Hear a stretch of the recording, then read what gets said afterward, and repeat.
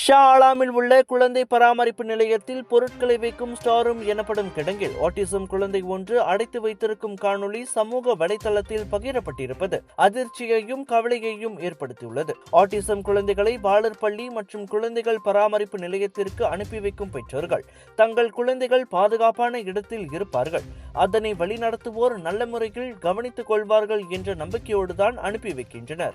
ஆனால் அந்த நம்பிக்கையை சீர்குலைக்கும் வகையில் ஏற்படும் சம்பவங்கள் பெற்றோர்களுக்கு பெரும் மன உளைச்சலை ஏற்படுத்துகின்றன.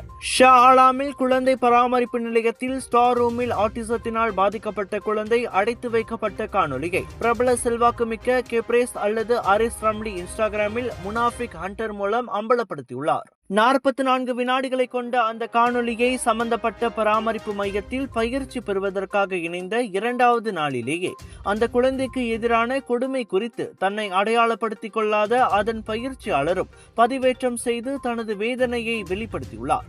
ஆட்டிசம் குழந்தையின் உடலில் துணி எதுவுமின்றி ஸ்டார் அறையில் எப்படி தனித்து வைக்க முடியும் என கேப்ரேஸ் கேள்வி எழுப்பியுள்ளார். போலீஸ் பிரதமர் டத்தோஸ்ரீ அன்வார் இப்ராஹிம், பெண்கள் குடும்பம் சமூக மேம்பாட்டுத்துறை அமைச்சர் மற்றும் மாரா தலைவர் Dato doctor Ashraf Wajdi Dusuki ஆகியோருக்கும் கேப்ரேஸ் டேக் செய்துள்ளார். கலர்ஸ் ஆஃப் இந்தியா பிரம்மாண்டத்தின் உச்சக்கட்டம் சவுதர்ன் இன்டர்நேஷனல் இந்தியன் எக்ஸ்போ தாசி சென்ட்ரல் ஸ்கூடாய் ஜோஹர் பாருவில் 13 பிப்ரவரி தொடங்கி 22 பிப்ரவரி வரை உங்கள் வீட்டுக்கு தேவையான அனைத்து விதமான பொருட்கள், ஆடை ஆபரணங்கள், அலங்கார பொருட்கள், பூஜை மேடைகள், உணவு திருவிழா என களை கட்ட போகுது.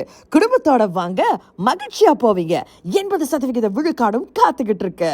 மறந்துடாதீங்க, சவுதர்ன் இன்டர்நேஷனல் இந்தியன் எக்ஸ்போ இவ்வாண்டின் மாபெரும் expo. Big sale, big discount.